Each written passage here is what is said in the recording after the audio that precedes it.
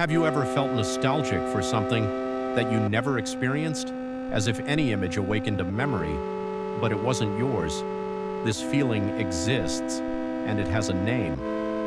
On the internet, there are various aesthetics that seem like just different images, but in reality, they are designed to mess with your mind. They use nostalgia, emptiness, and strangeness to make you feel something very specific. And they all have one thing in common. They awaken a feeling called anemoia. Anemoia is the feeling of nostalgia for something you never experienced. But why does this happen? Your brain tries to recognize patterns all the time. When you see certain colors, lighting, or image quality, it tries to connect that to memories. But in these aesthetics, those memories don't exist. So your brain creates a false sense of familiarity. That's why you think, I feel like I've been here before, but I know I never have. This conflict is what causes this strange feeling. Now there are aesthetics that are made precisely to provoke this, especially those that imitate dreams, but not normal dreams. They are those dreams that seem real, but when you wake up, you realize that something didn't make sense. These aesthetics recreate this feeling. They use familiar places but modified, empty environments, and a constant feeling of being alone.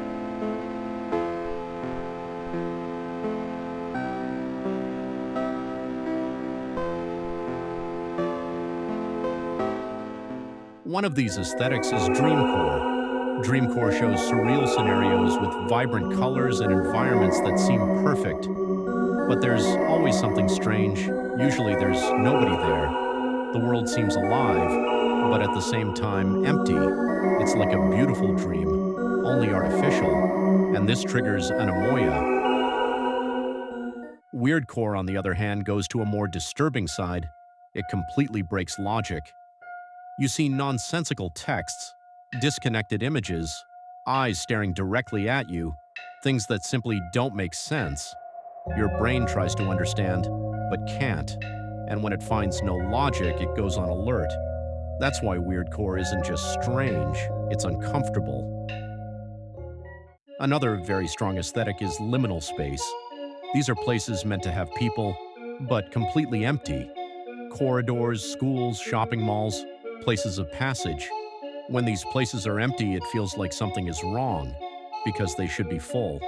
And at the same time, they seem familiar, so you feel like you've been there before, even if you never have.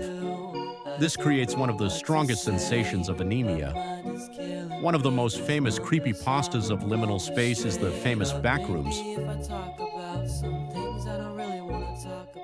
Now there's an aesthetic that goes in another direction, the Frutiger Arrow. It shows a perfect future, clean technology, integrated nature, everything beautiful and organized. That's how people imagine the future, but that future never happened that way. And today, when you see this, you feel nostalgic, not for the past, but for a future that never existed. And finally, nostalgicore. It recreates simple moments, quiet afternoons, old photos, sunset light, mainly portraying the 90s to the 2000s, everyday things, but presented in a way that seems personal, even if it isn't. And that makes it seem like your own memory, even if it isn't. In the end, all these aesthetics do the same thing. They mess with your perception. They make you feel something real from things that never existed.